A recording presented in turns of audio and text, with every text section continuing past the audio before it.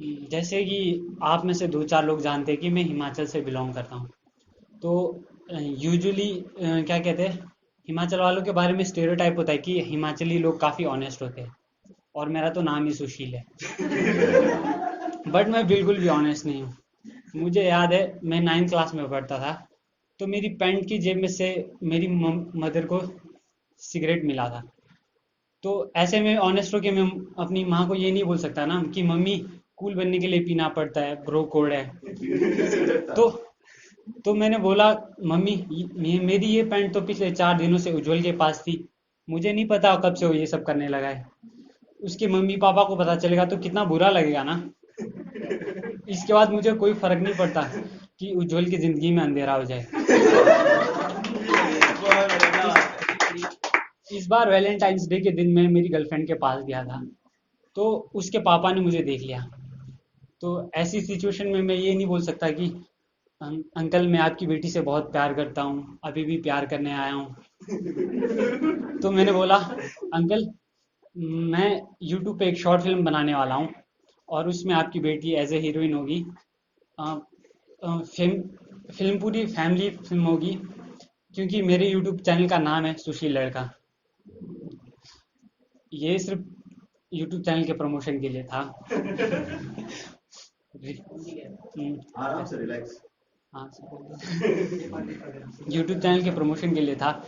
Reality में तो अगर मेरी गर्लफ्रेंड होती तो मैं इतना पतला नहीं होता। खैर, जिसको जिसको पता है उसको पता है। और मैं सिगरेट नहीं पीता। मैं लोहा बीड़ी पीता हूँ। क्योंकि क्योंकि डॉक्टर ने बताया था कि बॉडी में आयरन की कमी हो गई है। तो मैं बैलेंस मेंटेन करने के लिए करता हूँ। जैसे आप लोग इस बात पे बिलीव करते हो कि इंसान अपना पहला प्यार कभी नहीं भूलता। ऐसा सिर्फ लड़कियों के साथ होता है, लड़कों के साथ नहीं होता। क्योंकि क्योंकि हमको गर्लफ्रेंड बनाने के लिए पहले 4 बार प्यार करना पड़ता है। पहले पहले 3 बार तो हम जस्ट गर्लफ्रेंड कैसे बनाएं ये कोर्स कर रहे होते हैं। किसी को भी जब पहली लड़की पसंद आती है तो कोई लड़की में क्या देखता है, उसकी खूबसूरती, उसकी स्माइल, या उसकी बातें या कुछ और। मुझे याद है, मुझे जो लड़की पसंद आई थी उसकी बस ये बात पसंद थी कि वो हर दिन होमवर्क कैसे कर लेती थी यार। वो अगले दिन का भी होमवर्क करके आज ही लेके आती थी। और मेरे हालात ऐसे थे कि मैं होमवर्क के लिए हर दिन पिटता रहता था। तो जब आप किसी लड़की को पसंद करते हो तो उसको बताने के लिए आप में हिम्मत नहीं होती। तो मैंने ऐसा सोचा कि क्या करूं कि जिससे कि मुझे लड़की रिजेक्ट ना कर पाए। तो मैंने उसे कहा, प्रिया तू ये बात मानती है कि क्या सुबह के सपने सच होते हैं? तो वो कहती, नहीं, मुझे मुझे कोई ऐसा विश्वास नहीं इन बातों पे। तो मैंने कहा, यार बट मेरी हर सुबह के सपने सच होते हैं। वो कहती, रियली? मैं कहा, हाँ। और पिछले कल ही मुझे एक सपना आया कि तू क्लास की सभी लड़कियों से लड़ाई झगड़ा कर रही है। तू कह रही है कि मैं सुशील से बहुत प्यार करती हूँ, और किसी भी लड़की ने मुझसे बात की तो उसकी टांगे तोड़ दूंगी। देख, अगर ऐसा कुछ भी है तो तू डायरेक्टली मुझसे बोल सकती है। मैं नहीं चाहता कि किसी भी टाइप की मारपीट हो, क्योंकि मैं गांधी जी का भक्त हूँ। और तो उसके बाद वो क्लासरूम से चली गई। तो मैंने कहा, अरे कहाँ जा रही है, इतनी जल्दी पापा से रिश्ते की बात करने जा रही है क्या? तो 5 मिनट के बाद वो अपने साथ स्कूल के ड्राइंग टीचर को लेकर आ गई। थोड़ा हमारे ड्राइंग सर के बारे में बता दूं कि वो बहुत अच्छे आर्टिस्ट थे। वो एक ही लड़के को मुर्गा, मोर, कबूतर एक ही बारे में बना देते थे। बेसिकली बेसिकली बहुत मारते थे वो। तो जैसे ही वो अंदर आए तो मुझे कहते, पहले तो उन्होंने एक मुक्का मारा, फिर कहते, डफरेन नलायके डोंगे, टट्टी करके पिछवाड़ा साफ करने आता नहीं, चल आए तू आशिकी लड़ाने। तो मैं भी ऑफेंड हो गया। तो मैंने कहा, सर ट्रू इंडियन, सीधे हाथ से खाना, उल्टे से साफ करना। तो उसके बाद सर ने मुझे पूरे क्लासरूम के कोने कोने में, हर कोने में ऐसा मारा, मैं घायल हो गया। तो जाते जाते मुझसे कहते, आदमी बन जा, वरना अगली बार ऐसा मारूंगा दोनों चीजें इकट्ठी कर देगा। तो बेइज्जती तो हो चुकी थी। इसके बाद मैंने डिसाइड किया कि अब बदला लेना है। तो मैंने हमारे क्लास के छोटा डॉन मिस्टर जेडी से फ्रेंडशिप कर ली। मिस्टर जेडी का रियल नेम है जगमोहन दास। अब छोटा डॉन जगमोहन दास बोलेंगे तो वजन नहीं बढ़ेगा ना, इसीलिए हम छोटा डॉन मिस्टर जेडी बोलते थे। मिस्टर जेडी के बारे में बता दूं, वो 8 साल का था तो उसने अपने 20 साल के कजन को हॉस्पिटलाइज कर दिया था। तो जेडी जेडी और उसके कजन के बीच में फाइट हुई। तो जेडी का कजन 6 फीट का और जेडी 2.5 फीट का। तो तो जेडी ने दांत मारकर अपने कजन का बाल तोड़ फाड़ दिया। प्रॉब्लम ये थी कि बाल तोड़ कजन के गांड में हुआ था।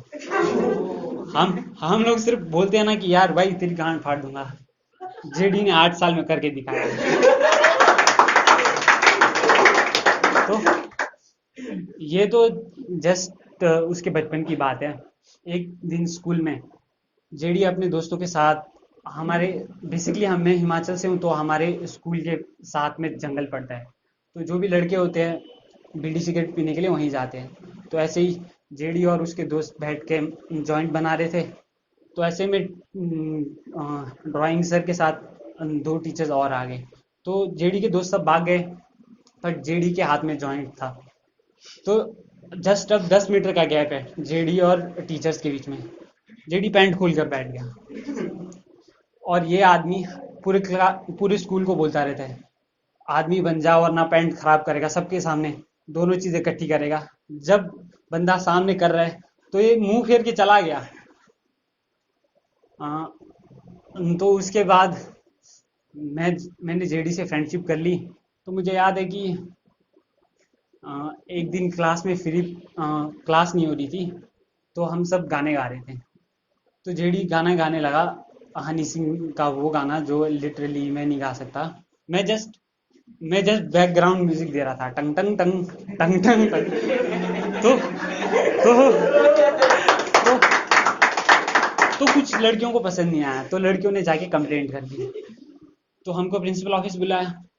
तो मैं और जेडी गए।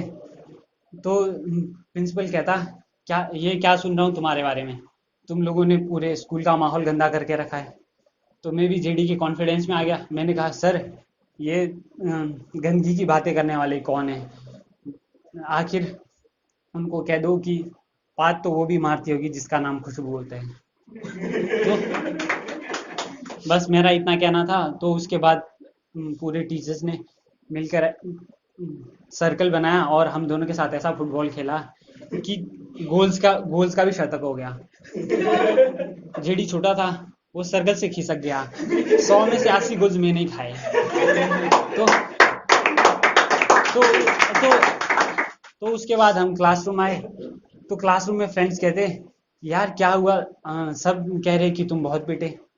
तो वहां मुकर गया जेडी कहता कि कहाँ यार मैंने कहा टीचर से कि हम अंतराक्षरी खेल रहे थे, लड़कियां हार गई तो ये फालतू के बहाने बना रही है। तो मुझे एक लड़का कहता यार तू तो बहुत पिटा लग रहा है। तो कहता फालतू की बातें कर रहा था, ये पता नहीं कुछ रोशनी पाद खुशबू ऐसी बातें कर रहा था। उसके बाद मैंने जेडी से दोस्ती तोड़ दी। मैंने नया दोस्त बनाया हनी सिंह। रियल नाम प्रद्युमन है इसका। तो जब हनी सिंह मेरी लाइफ में आया तो वापस से थोड़ी खुशियां हैप्पीनेस सब चीजें हुई और मुझे फिर से प्यार हुआ। इस जो पिछली बार इस इंसिडेंट के बाद मुझे समझ आना चाहिए था, लेकिन इस बार मैंने अपनी औकात से ज़्यादा बड़ा सपना देखा। तो बेसिकली मुझे इस बार क्लास की टॉपर से प्यार हुआ। वो 9th में फर्स्ट आ गए, 10th में आई थी और मैं 10th में फेल हो गया, फिर से 10th में आई। तो ऐसे में हिम्मत तो अब थी नहीं बात करने के लिए। एक दिन कोइंसिडेंट ऐसा हुआ कि क्लास में हिंदी की क्लास थी। तो हिंदी का टीचर मुझसे पूछा कि धृतराष्ट्र और पांडु दोनों भाई थे। धृतराष्ट्र और पांडु दोनों भाई थे बट पांडु के सिर्फ 5 बेटे और धृतराष्ट्र के 100 बेटे। ऐसा क्यों? तो मैंने कहा सर पांडु राजा आदमी था तो उसके पास और काफ़ी सारे काम रहते थे। तो धृतराष्ट्र वैसे भी बेला और वैसे भी अंधा, तो उसको दिन रात का कोई कॉन्सेप्ट था नहीं। तो तो धृतराष्ट्र अपनी सारी शक्तियों का इस्तेमाल यहाँ कर रहा था। तो टीचर ने मुझे कहा, हरामखोर, वो इसलिए हुए थे कि क्योंकि महर्षि व्यास ने गांधारी को वरदान दिया था कि तुझे 100 पुत्रों की प्राप्ति होगी। तो मैं हनी सिंह से कहने लगा, देख भाई, कल को अगर तुझे बच्चे ना हो तो तू कहाँ ऋषि दुर्वासा को ढूंढेगा? तू मुझे बोल दियो, मैं आ जाऊंगा अगर, तथास्तु बोलकर तेरे सारे प्रॉब्लम दूर हो जाएंगे। तो मुझसे कहता, यार ये ऑफर तेरे लिए भी तो हो सकता है। मैं बोला, भोसड़ी के, हम घर में 24 फैमिली मेंबर है, हमारे हमारा राशन कार्ड में एक ही जगह पर नाम नहीं आता लोगों का, और तुझे लग रहा है कि हमारा वंश खत्म हो जाएगा। ये ये सुन को हमको टीचर ने क्लास से बाहर कर दिया। तो आफ्टर क्लास क्या कहते हैं, तो मुझसे टॉपर ने कहा, तू कितना फनी है ना, जोकर सा। मैं कहा थैंक यू। तो जो पुराना अपना ट्रैक रिकॉर्ड था, इस वजह से हिम्मत तो थी नहीं कि मैं खुद से बोलूं। तो मैंने क्या किया, मैंने लव लेटर लिखा। मैंने हनी सिंह के साथ अपना लव लेटर भेजा। तो नेक्स्ट डे हनी सिंह आता, भाई कॉन्ग्रेचुलेशंस, उसने तुझे मना कर दिया, चल ब्रेकअप पार्टी करा। मैं बोला, भोसड़ी के, ब्रेकअप तब होता है जब रिलेशनशिप में आया। अच्छा, तू रिलेशनशिप में भी नहीं आया, तू कर क्या रहा है? तो मैं ऐसे में सैड था, मैं ऐसे सैड बैठा हुआ, तो वो कोई दुख कुछ नहीं पूछ रहा। तो जस्ट उसके बाद पता नहीं उसे क्या सूझा, तो मुझसे कहता, देख भाई, आसमान देख, बादल में भोलेनाथ दिख रहे। मैं बोला, दिख तो रहे। तो वो कहता, देख, जो भी तेरी दिल की इच्छा है ना, जल्दी से मांग ले, क्या पता भोलेनाथ को कहीं कैलाश निकलना हो, वो लेट हो रहे हो। तो मैंने भी ऐसे गुस्से में बोल दिया, हे भोलेनाथ, कब तक ऐसे दुख भरी जिंदगी जीऊं, प्लीज मेरी रक्षा करो, रक्षा नहीं तो सुरक्षा करो। रेखा, जया, सुषमा, अर्चना, अर्पणा, आखिर कोई तो हो अपना। आप लोग बिलीव नहीं करोगे, 1 मंथ के अंदर भोलेनाथ की ऐसी कृपा हुई कि मेरी लाइफ में पूजा, आरती, अर्चना, करुणा, इतनी गर्लफ्रेंड्स हुई कि अब मैं हर सब्जेक्ट का होमवर्क खुद से करवाता हूँ। अब कैसे क्या हुआ, इसके लिए मैं सीजन 2 में बताऊंगा। Thank you, that's it for my time.